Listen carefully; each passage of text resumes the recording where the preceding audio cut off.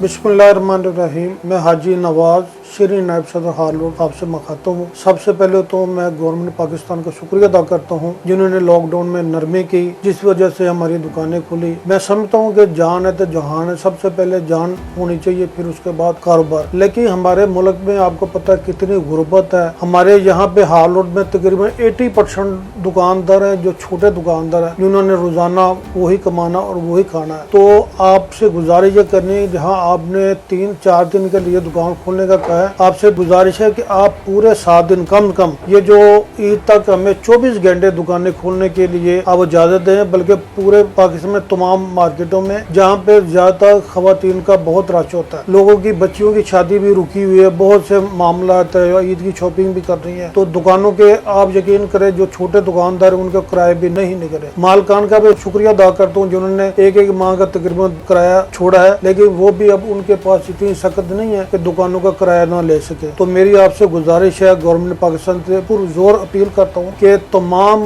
पाकिस्तान की जितनी भी मार्केट इनको 24 घंटे खोलने की इजाजत दी जाए, ताकि रश से बचा जाए। जिन लोगों ने शॉपिंग करनी है वो बड़े मोहब्बत से प्यार से कर सके। इसके साथ साथ मैं जितने भी कस्टमर हजरात है उनसे गुजारिश करता हूँ कि आप SOPs का ख्याल लाजमी करें। दुकानदारों से गुजारिश है कि अपनी दुकानों पे कम से कम आप सैनिटाइजर जरूर रखें। जो भी आपके पास कस्टमर आए उसे सबसे पहले उसके हाथ में लगाएं, वो हाथ को साफ करके फिर अंदर आए, उसके बाद वो अपनी डीलिंग करे और ग्राहक को जो भी वो शॉपिंग करना चाहिए उनके साथ वो शॉपिंग करे। कि जब भी वो दुकान के अंदर तशरीफ लेके आए, अब देखिए कि पहले दुकान के अंदर रश तो नहीं है, अगर रश है तो आप बराए मेहरबानी थोड़ा सा बाहर वेट कर ले, उसके बाद आप आए। और आप ये जरूर देखें कि आपने अपने घर में कोई जानलेवा जरासीम तो नहीं लेके जा रहे, अपने ऊपर आप मास्क का इस्तेमाल जरूर करें, सैनिटाइजर का इस्तेमाल जरूर करें, समाजी फासला भी जरूर रखें। ये जो चीजें मैं कह रहा हूँ ये आपके लिए, हम सब के लिए बहुत जरूरी है। और मेरी अल्लाह से दुआ है कि अल्लाह ताला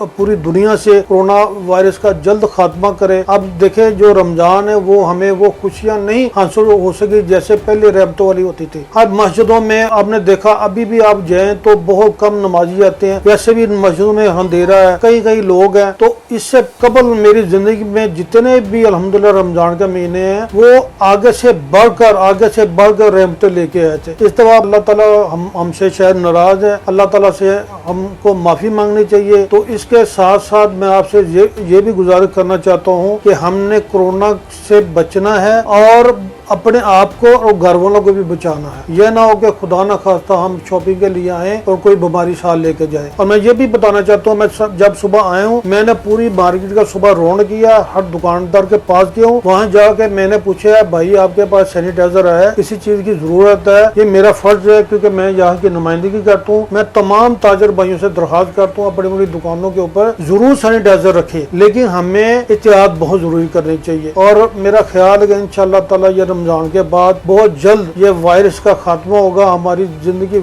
उसी तरह बहाल होगी रौनकों के साथ जैसे पहले थी। मैं आखिर में आपको और आपकी फैमिली को सबको दिल की गहराइयों से ईद मुबारक पेश करता हूँ और दुआ गो हूँ कि अल्लाह ताला आपके घर में हमेशा खुशियाँ लाए और हमारे मुल्क से और पूरी दुनिया से कोरोना का वायरस इसका खात्मा करे। बहुत शुक्रिया। अल्लाह हाफ़िज़।